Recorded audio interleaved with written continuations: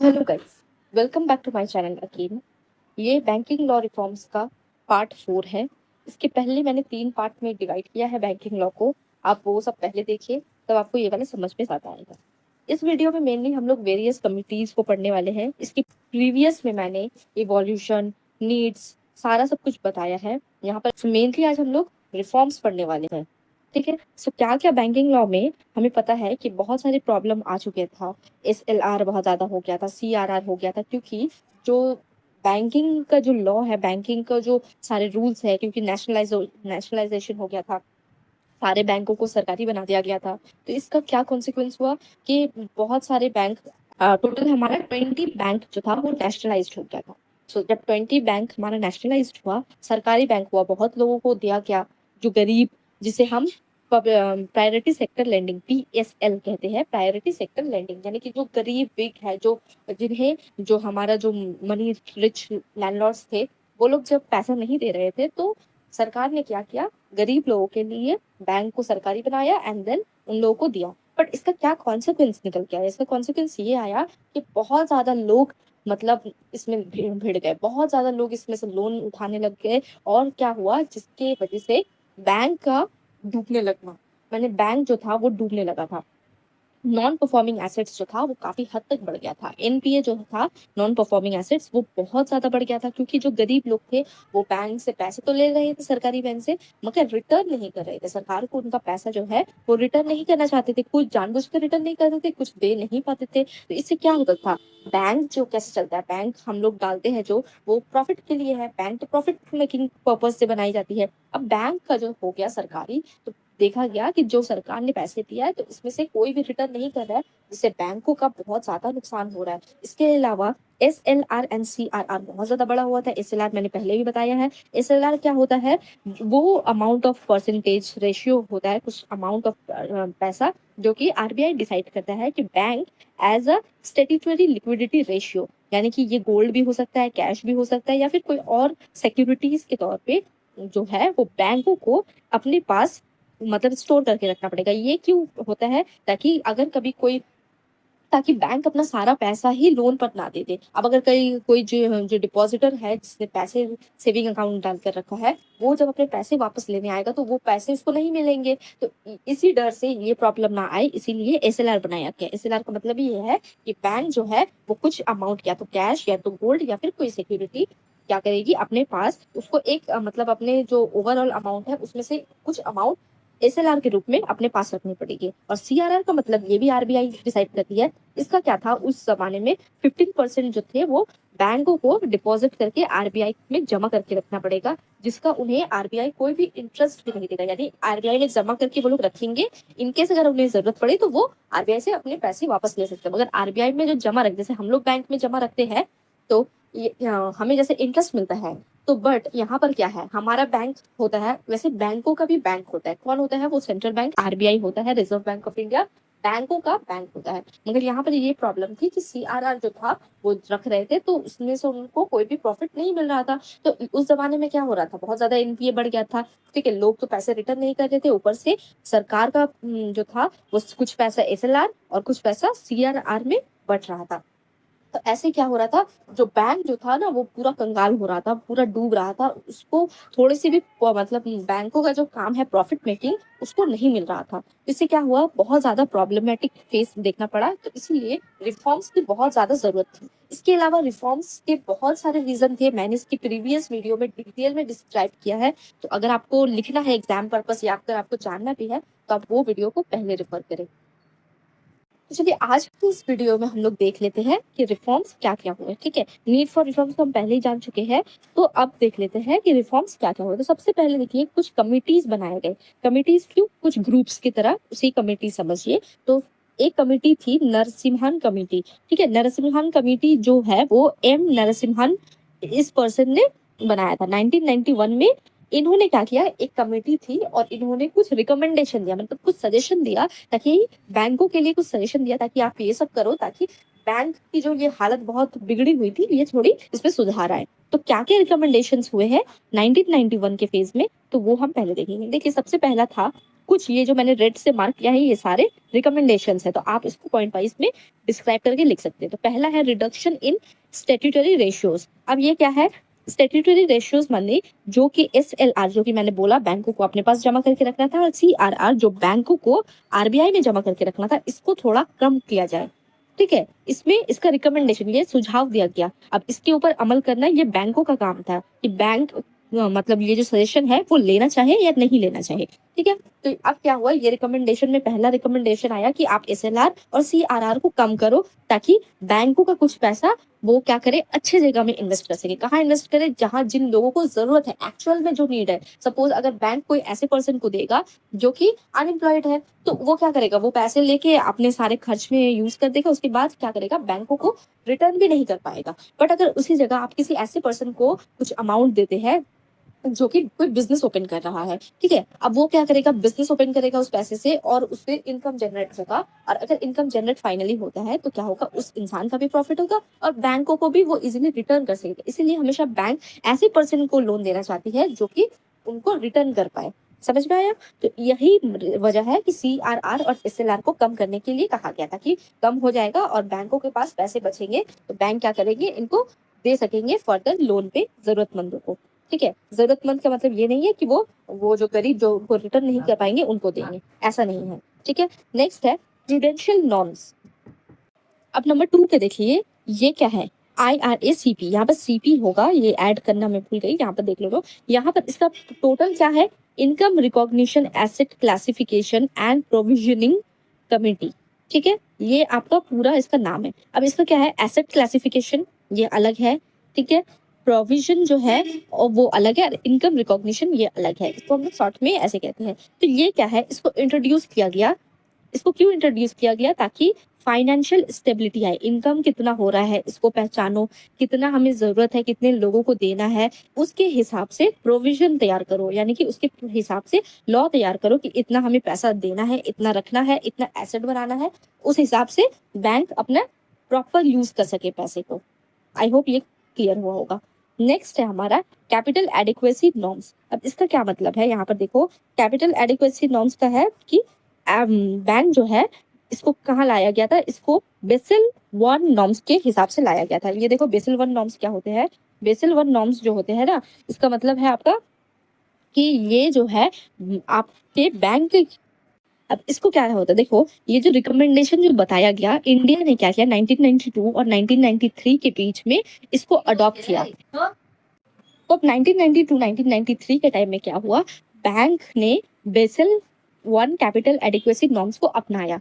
इसका क्या मेन मतलब था कि फाइनेंशियल रिस्क जो कि फ्यूचर में आने वाले हैं, बैंकों के पास अपना कुछ कैपिटल यानी कि कुछ इन्वेस्टमेंट, कुछ पैसा होना चाहिए, जिसको वो लोग क्या हो, कोई भी रिस्क यानी कि कोई भी फ्यूचर में अगर बैंक डूबने वाली हो तो वो लोग कुछ क्रेडिट ऐसा जमा कर रखे जिसे वो लोग यूज कर सके ताकि बैंक डूब ना जाए।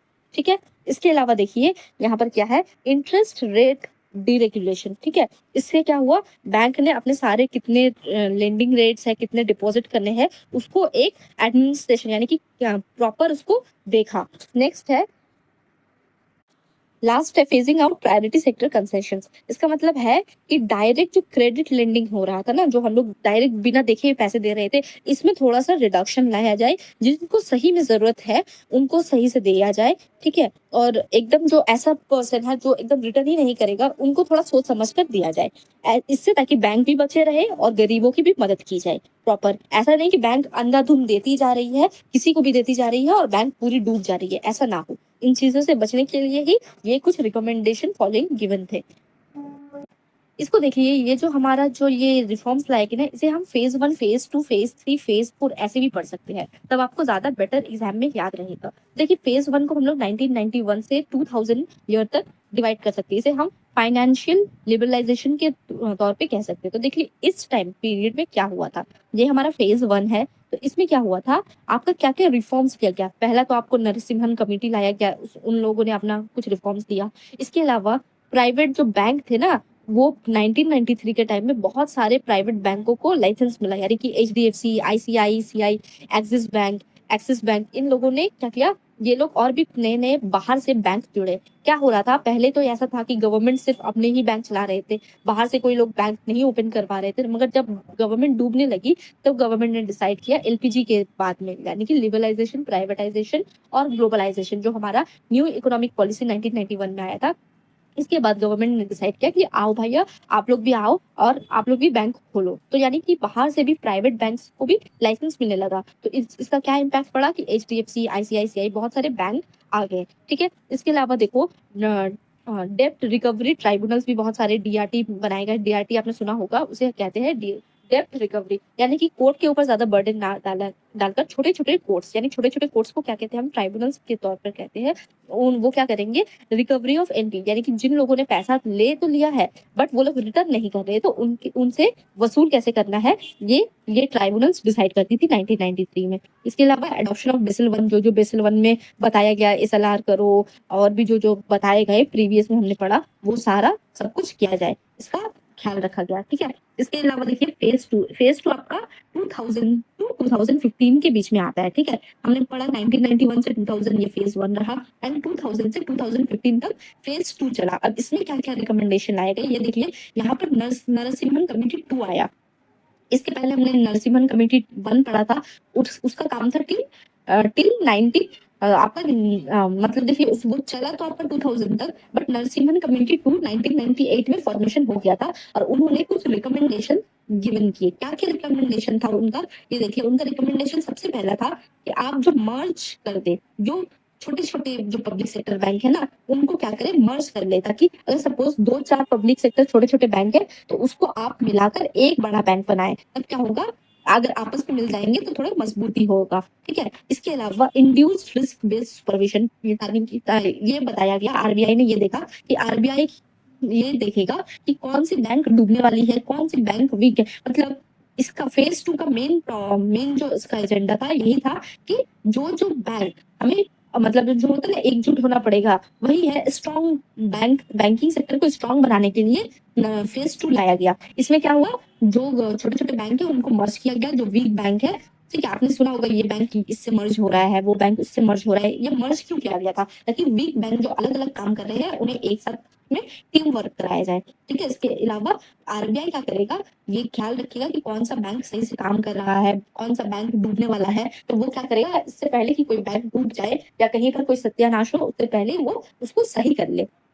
ठीक है, इसमें एक बहुत ही इंपॉर्टेंट चीज आई जो कि यहाँ पर देखने वाली है, यहाँ पर एक बहुत ही इंपॉर्टेंट चीज आई जो कि है सरफेसी एक्ट। ठीक है, आपका जो है वो सरफेसी एक्ट 2002, इसका क्या काम था देखिए, इसका काम मेनली ये था कि बैंक जो है ना, इसका फुल फॉर्म यहाँ पर देखिए, मैं इसको बता रही हूँ, the securitisation and reconstruction of financial assets and enforcement of security interest, इसे हम सरफेसी एक्ट 2002 कहते हैं। ये क्या था, एक एक्ट था, एक कानून था। इसका मेन मुद्दा क्या था कि कोर्ट को घसीटा ना जाए। ठीक है, इसमें क्या बताया गया कि कोर्ट को आप ना घसीटे और जो भी recommendation Narasimhan 1 and Narasimhan 2 committee ने बताया है उसको प्रॉपरली इनैक्ट किया जाए, और कोर्ट के बिना, मतलब कोर्ट को बिना तंग किए हुए, कोर्ट के पास ऑलरेडी बहुत सारे केसेस पेंडिंग रहते हैं, तो कोर्ट को ज्यादा तंग ना किए बिना हम अपने जो फैसले हैं वो छोटे छोटे ट्राइब्यूनल और या फिर खुद से बैंक उसको कर ले, एनपीओ को रिकवरी करे। तो इससे क्या हुआ, फेज 2 का ये जो स्टेप उठाया गया, इसमें से क्या क्या इम्पैक्ट हुआ, एनपीए जो है वो काफी हद तक जो है वो इम्प्रूव होने लगा। एनपीए का जो रेट है वो काफी हद तक इम्प्रूव हो गया। मतलब जिन लोगों ने पैसे नहीं रिटर्न किए थे, जब लॉ उनके ऊपर अप्लाई किया गया, स्ट्रिक्ट एक्शंस लिए गए, तो उन लोगों ने क्या किया, धीरे धीरे देना शुरू किया। ठीक है, और बैंकों को ये अलाउ किया गया कि बैंक मतलब बिना कोर्ट की मदद से वो अपना जो था, ये जो एनपीए जो आपको अपना रिकवरी करना था पैसा, वो इजीली कर सके। ठीक है, इसके बाद देखिए बेसिल 1 नॉर्म्स अडॉप्शन आया। ठीक है, यहाँ पर देखिए बेसिल 1 एंड बेसिल 2 का अडॉप्शन हुआ, कैसे हुआ और कौन से ईयर में हुआ ये बताया जा रहा है। BECIL 1 BECIL 2 and BECIL 3, BECIL 1 तो ऑलरेडी हो चुका था, बेसिल 2 एंड बेसिल 3 है। ठीक है, बेसिल 1 आपको कौन सा ईयर में हुआ था, तो आप याद रखना, बेसिल 1 आपका 1992 एंड 1993 के बीच में हुआ था। बेसिल 2 आपका हुआ था 2008 में, एंड बेसल 3 आपका 2015। ये हमारा फेज 2 चल रहा है। रिमेंबर, ये हमारा फेज 2 चल रहा है, फेज 3 अभी तक नहीं आया है। फेज 1 में हमने बेसल 1 पढ़ा था, फेज 2 में हमने बेसल 2 एंड बेसल 3 को पढ़ना है। ठीक है, तो बेसल 2 आपका 2008 में आया था। इसमें क्या हुआ, बेसल 2 में मेनली हुआ कि ये फ्रेमवर्क क्या था, इसका मेन मोटिव था कि मतलब रिस्की लेंडिंग से बचा जाए, यानी कि उन लोगों को पैसा ना दिया जाए या फिर कहीं ऐसे जगह में पैसा इन्वेस्ट ना किया जाए जहाँ पे रिस्क हो, यानी कि बैंक ऐसी कोई किसी पर्सन को या ऐसे कोई कंपनी को ना दे दे जो डूब रही है, जो डूबने वाली है या जो बैंकरप्ट हो चुकी है, ऐसे कोई पर्सन को या कंपनी को ना दे। तो मेनली फोकस था बेसल 2 का कि नो रिस्की लेंडिंग। ठीक है, रिस्की लेंडिंग ना किया जाए ताकि बैंक में ट्रांसपेरेंसी मेंटेन हो, बैंकिंग सिस्टम का सही से यूज हो। इसके अलावा बेसल 3 का जो काम था, इसका था इसको आरबीआई ने सब ये सब किसने रेगुलेट किया, ये चीज ध्यान रखना, ये सारा इम्प्लीमेंट आरबीआई ने किया है। ठीक है, रिकमेंडेशन तो दिया है कमिटी ने, मगर इसको इनैक्ट कैसे कर हुआ, ये इनैक्ट हुआ थ्रू आरबीआई। तो बेसल 3 2015 में आया था। इसका मेन क्या मोटिव था, इसका मोटिव था कि बैंकिंग जो सिस्टम है वो स्ट्रेंथन हो, यानी कि मजबूत हो। ठीक है, कैसे मजबूत होगा कि फ्यूचर में जो रिस्क आने वाले हैं उसको हम लोग पहले से डिटेक्ट कर ले। देखिए, अगर कोई भी जगह में फ्यूचर में रिस्क आने वाले हैं, अगर आप उस प्रॉब्लम को, आपने ये तो सुना होगा कि prevention is better than cure. अगर आप पहले से ही सावधान रहेंगे, अगर कोई भी प्रॉब्लम आने से पहले ही अगर आप सावधान होते हैं और उसका उपाय खोजने लगते हैं तो प्रॉब्लम आएगी ही नहीं। वैसे ही बेसल 3 का भी मेन गोल था कि फ्यूचर में रिस्क आने से पहले या फ्यूचर में अगर रिस्क आ जाती है तो उसको हैंडल कैसे करना है, उसके लिए कुछ रूल्स बना लिए जाए, कुछ क्या जो स्ट्रैटेजी तैयार कर लिया जाए, यही गोल था। ठीक है, इसमें क्या हुआ था, इंडियन बैंक ने 2015 में क्या किया, अपना जो है, तो ये चीज कैसे होगी, 2015 का जो बेसल 3 है ये कैसे काम में आएगा। इसमें आरबीआई ने क्या किया, सबको कहा कि आप लोग अपनी सारे चीज जो है इंस्पेक्शन करेगी आरबीआई, और आपको अपने मतलब सारे चीजें डिस्क्लोज करने पड़ेंगे, रिवील करने पड़ेंगे आरबीआई के सामने। आपका फाइनेंशियल इंफॉर्मेशन, आप कितने रिस्क में है, आपका प्रॉफिट हो रहा है कि नहीं, कि आप रिस्क में जा रहे हैं या फिर आप डूबने वाले हैं, बैंकों को ये आरबीआई को बताना था। ठीक है, तो यही था हमारा बेसल 3। ये यहाँ तक आपका फेज 2 कंप्लीट होता है। अब आ जाते हैं फेज 3, जो कि बहुत इंपॉर्टेंट है, जो हमारा 2016 से 2024 तक चला था। ठीक है, अब देखिए 2016 से 2024 तक हमारा ये जो फेज 3 है, ये मतलब लास्ट फेज है हमारा, तो ये बहुत इंपॉर्टेंट है। यहाँ से हमें पता है कि 2016 से काफी हद तक हमारा ये जो एनपीए था वो रिजॉल्व हो चुका था, काफी हद तक मतलब ये जो बैंकिंग सिस्टम है बहुत मजबूत हो चुका था, बहुत लोग इसमें जुड़ चुके थे और ये बहुत ही मजबूत हो चुका था। तो इसमें देखिए सबसे पहला जो 2016 में एक इम्पॉर्टेंट जो मतलब बड़ा स्टेप उठाया गया वो था ये इंसॉल्वेंसी एंड बैंकरप्टी कोड। ये क्या था, ये देखिए इसका मेन मुद्दा यही था कि कितने सारे प्रीवियस डेप्ट, यानी कि कितने कर्ज बाकी है, उसको कर्ज को हम लोग चुकाने के लिए क्या क्या कर सकते हैं। अब यहाँ पर आप सोच रहे होंगे कि कर्ज को चुकाने के लिए तो पहले भी बहुत सारे मैकेनिज्म्स दिए गए, बट देखिए हर चीज में कुछ ना कुछ कभी कभी कमी रह जाती है। तो अगर आपने पहला कोई कदम उठाया है, पहला आपने कोई काम किया है, तो वो थोड़ा हो सकता है उसमें कुछ अनफिनिश्ड रहे, कुछ मिस्टेक हुआ, आप जब दोबारा करेंगे तो फिर कुछ आप नया इम्प्लीमेंट करेंगे, फिर जब आपको फिर लगा कि इसमें कुछ और ऐड करना चाहिए तो फिर आप बाद में फिर से उसको करेंगे। तो वैसे ही करके ये आपका ये जो लॉ है वो भी हमेशा अमेंड होता है। क्यों अमेंड होता है, ताकि अगर कोई चीज मिस हो गई या फिर आपको लग रहा है कि हाँ इसमें कुछ और चीज भी ऐड करने चाहिए तो इसमें ऐड कर सकते हैं। तो ऐसा ही हर फेज में चलता रहा। हमने इसके पहले फेज में पढ़ा कि काफी हद तक एनपीए जो है उसको रिकवर कर लिया गया, और जो बैंक का जो स्ट्रक्चर है, बैंक का जो एक्टिविटी है, इसको काफी हद तक मजबूत किया गया। तो फेज 3 में ये इंसॉल्वेंसी एंड बैंकरप्टी कोड जो है इसको ये इस लॉ को लाया गया। इसका मेन ये था कि कितना बाकी है, कितना क्रेडिट करना है, सारा प्रॉपर मैकेनिज्म्स, कितना कर्ज बाकी है, कितना कर्ज मतलब हो चुका है, तो ऐसे ही करके देख सकते हैं। ठीक है, ये जो लॉ है इसने क्या किया, time bound creditors driven resolution add किया, यानी कि कितना टाइम आप है, कितना आपको देना है लोगों को। ठीक है, कॉर्पोरेशन, डेटर्स, पार्टनरशिप फर्म्स, कितने लोगों का कर्ज बाकी है। जैसे कि बहुत लोग लेते हैं ना, सिर्फ तो पर्सन नहीं लेते, कोई कॉर्पोरेट, कोई डेटर्स जिसका कर्ज है, कोई पार्टनरशिप फर्म्स रहा, कोई इंडिविजुअल रहा, ठीक है। तो उनको क्या किया गया, उनके ऊपर लॉज अप्लाई किए गए, मतलब जो है, जो अच्छे कमा रहे हैं बट बैंकों को पैसा नहीं रिटर्न कर रहे, उनके ऊपर स्ट्रिक्ट एक्शन लिया जाए, इसके लिए ही ये लॉ पास किया गया, ठीक है। तो इससे क्या देखा गया, इससे क्या इम्प्रूवमेंट आया? जी हाँ, बहुत ज्यादा इम्प्रूवमेंट आया। 26 to 45% तक ये जो है हमें देखने को मिला, ठीक है। जिसका ये जो परसेंटेज था ना, ये पहले कम था, पहले तो काम कर रहा था बट उतना नहीं। जब ये आपका इंसॉल्वेंसी एंड बैंकरप्टी कोड आया, इससे क्या देखा गया कि हाँ, काफी हद तक ये जो है, ये जो एनपीए है, वो कर्ज काफी हद तक मतलब सब लोगों ने इसको दे दिया, ठीक है। इसके बाद देखिए, अब ये बहुत बड़ा फाइनल स्टेप था, ये जो फेज 3 में हुआ था, मर्जर ऑफ बैंक। ये क्यों हुआ, अब देखिए 2017 से 2020 तक मर्ज हुआ बैंक, काफी सारे बैंक हो गए थे, ठीक है। उस जमाने में बहुत सारे बैंक थे, बट क्या हुआ, बहुत सारे बैंकों को मर्ज कर दिया गया, यानी कोई एक बैंक है तो उसको उससे जोड़ दिया गया। तो आपको ये सब याद रखना पड़ेगा एग्जाम के लिए, ताकि कौन बैंक को किससे मर्ज किया गया, मिला दिया गया, और उससे एक नया बैंक क्या जन्म लिया। तो देखिए यहाँ पर देखिए क्या क्या, सबसे पहले 2017 में जो बैंक मर्ज हुआ था, उसका नाम है स्टेट बैंक ऑफ इंडिया, जो कि 2017 में मर्ज हुआ था, ठीक है। इससे क्या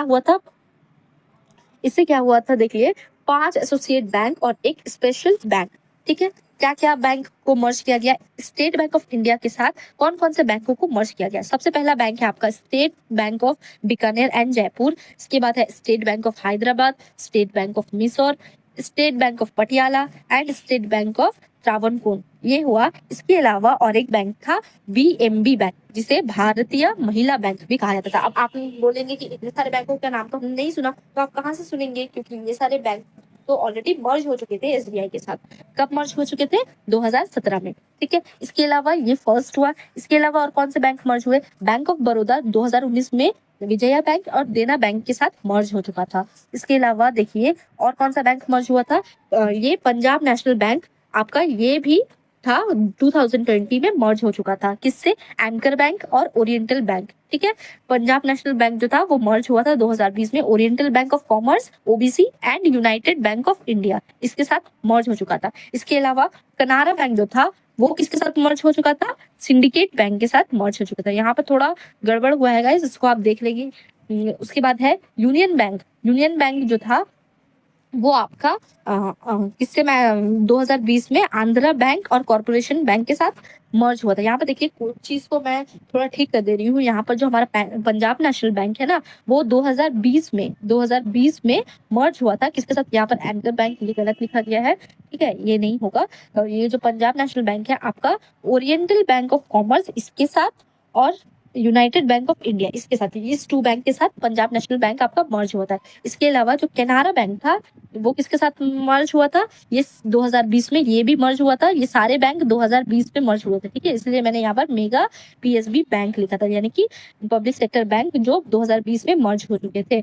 तो 2020 में आपका ये केनारा बैंक सिंडिकेट बैंक से मर्ज हुआ था। यूनियन बैंक जो था आपका वो आंध्रा बैंक से मर्ज हुआ था, साथ ही कॉर्पोरेट बैंक, यानी कि 2 बैंक के साथ ये यूनियन बैंक मर्ज हुआ था। इसके अलावा यहाँ पर सब में एंकर बैंक हो गया है, ठीक है। इंडिया बैंक जो था आपका वो इलाहाबाद से मर्ज हुआ था, ठीक है। यहाँ पर इसको आप अच्छे से देख लीजिएगा, ये सारे आपके बैंक जो थे मर्ज हुए थे, ठीक है। इसके अलावा यहाँ पर देखिए मेन जो, इसके बाद क्या हुआ था, digital revolution and bad bank. इसको क्या हुआ, देखिए फेज जो था ये फेज 3 है। फेज 3 के बाद ऐसा नहीं है कि फेज 4 आया, ये फेज 3 कंटिन्यू चल रहा है आपका टिल 2024 तक, ठीक है। तो digital revolution and bad bank, ठीक है। अब इसका क्या मतलब है, देखिए डिजिटल रिवॉल्यूशन यानी कि डिजिटल, यानी कि ऑनलाइन का जमाना आ गया, यूपीआई आ गया था 2016 में। ये बहुत इंपॉर्टेंट है, कई बार एमसीक्यू में भी पूछा जाता है कि यूपीआई कब आया था। तो आपको ये याद होना चाहिए कि यूपीआई जो है हमारा वो आया था 2016 में, ठीक है।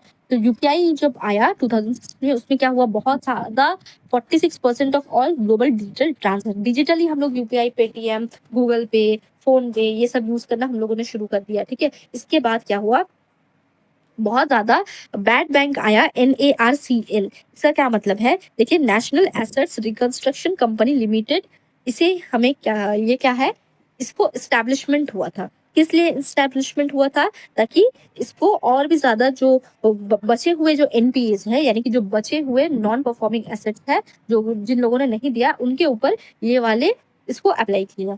ठीक है? तो देखिए यहाँ तक हुआ। इसके बाद तो हमें पता है कि अभी तक जो चल रहा है प्रेज़ेंट सिचुएशन, ये आप देख सकते हैं।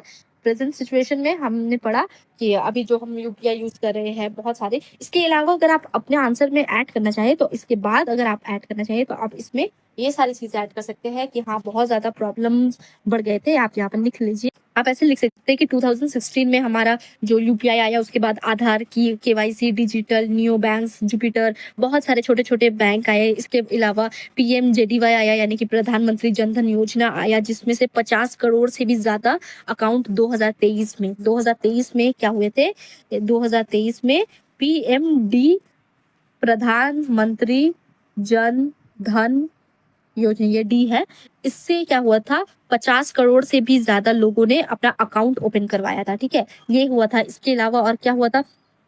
इसके अलावा आपका जो ऑनलाइन सारा काम हुआ, जो सिम कार्ड यूज़ होने लग गया, तो मेनली जो था ये सब इसके थ्रू में आता है। इसके अलावा यहाँ पर एक चीज़ यहाँ पर देखिएगा कि साइबर सिक्योरिटी, साइबर क्राइम बहुत ज़्यादा बढ़ गया है, क्योंकि जब डिजिटल ये आया है ना, तो साइबर क्राइम जो है वो भी काफ़ी हद तक बढ़ चुका है। तो हमें साइबर क्राइम के ऊपर भी थोड़ा-सा आप आंसर में अपना लिख लेंगे। तो गाइस, इसी के साथ यहाँ पर ये वीडियो एंड होते हैं।